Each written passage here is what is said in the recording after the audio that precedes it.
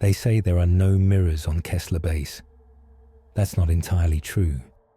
There are surfaces, glass, screens, helmets polished to a sheen. Things that catch light and bounce it back just wrong enough to unsettle you. It's not the absence of reflection that disturbs people here. It's when it shows you something you didn't do, a movement you didn't make, an expression you never wore. Last night, during routine checks, I passed hydroponics. The nutrient tanks were still, dimly lit, quiet. My reflection waited for me in the glass. At least I thought it was mine. I paused. So did it. I tilted my head. It followed, half a second too late. And then it blinked. I didn't. I stood in silence, heart slow but heavy, watching myself watch me. It blinked again, wet and deliberate, like it had practiced, like it was trying. I left without logging the anomaly. Who would I tell? That my reflection hesitated, that it had a will of its own. Mirrors are forbidden here for psychological reasons, they say. But maybe it's not us they're protecting. Maybe it's whatever's on the other side. I started watching the security feeds at night. Just background hum at first. Grey corridors, static air, nothing moving but dust and automated sweepers. But on the third night, I saw something wrong. Camera 6, Sector C, my corridor. I saw myself walking down it, arms swinging slightly, head turning to the left. But I was still seated in the monitoring bay. I hadn't moved. Then, as I sat watching, I moved. I copied the action, swung my arm, turned my head, like the screen had told me to, like it had gone first. I tested it. Subtle gestures, a hand flex, a nod. Always. The screen showed them just a moment before I did them. At first I told myself it was playback lag, but the feed was live, no delay, no glitch, no cause. And yet, the version of me inside that screen, it moved with certainty, purpose. Mine felt like mimicry. I turned off the monitors and sat alone in the dark. But I swear, just before the feed vanished, he looked straight at me, not into the camera, at me. The voice of the station is calm, androgynous, sterile. It announces oxygen levels, internal temperatures, and crew schedules, never inflecting, never reacting. But tonight, it said my name, Technician Miles Henner. Corridor access granted. I was still sitting at my desk. I hadn't requested anything. I hadn't moved. Seconds before it spoke, I had merely thought, just a fleeting impulse, about going down to engineering, and the station answered. I checked the logs. No button press. No voice command registered. Nothing sent. But the door unlocked when I walked toward it, as if it had been waiting. Later, lying in bed, I heard it again. You may proceed. Only this time, it wasn't through the intercom. It was closer, internal, whispered behind the bones of my ear, like someone had cupped a hand to the back of my skull and spoken directly to my thoughts. There was no echo, no synthetic reverb, just me and the voice that wasn't mine, speaking my intent before I could choose it. At 0312, I reviewed last night's system logs. No anomalies recorded, no voices captured, nothing out of order. Still, I queued the internal mic backups, not because I expected anything, but because something in me insisted. The file was clean for the first 3 hours, just air cycling, occasional metallic groans. Then came breathing, soft, slow, deliberate. Not mine, not from a person, from a place. At 0247, the voice returned, calm, exact. It said, "You're thinking of standing up now." That sentence, it was mine. I remembered it.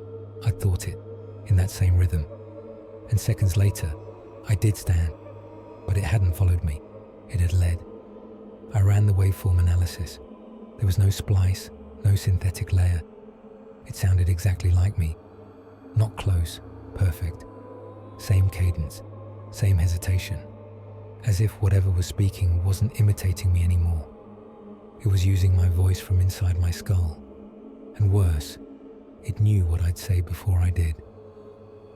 I stood in the observation deck, alone.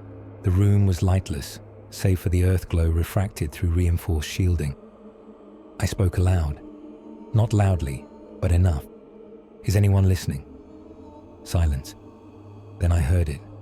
Soft, delayed, coming from the wall panel behind me. "Is anyone listening?" Same pitch, same weight on the words. It sounded like a recording, except I'd disabled audio feedback minutes earlier. There was no way the system could have looped my voice. No mic, no playback cue, no open channels. Still, the words hung there, unnaturally alive. I stayed still, staring into the black curve of the lunar horizon, and whispered something else. "Say it again." 3 seconds passed. Nothing. Then, "Say it again." But the timing was wrong. It didn't wait for me. It predicted me. It wasn't repeating. It was answering. I keep a physical logbook. It's old-fashioned, but grounding. Ink, pages, something gravity still respects. Each day I note routine, sleep cycles, systems checks, personal observations. It helps me remember I exist. This morning I flipped to yesterday's page and saw a sentence I never wrote. "I am not alone in here." My handwriting, same slant, same pressure. But I never put that thought to paper, not consciously. I checked the pen, uncapped, drying. The ink matched.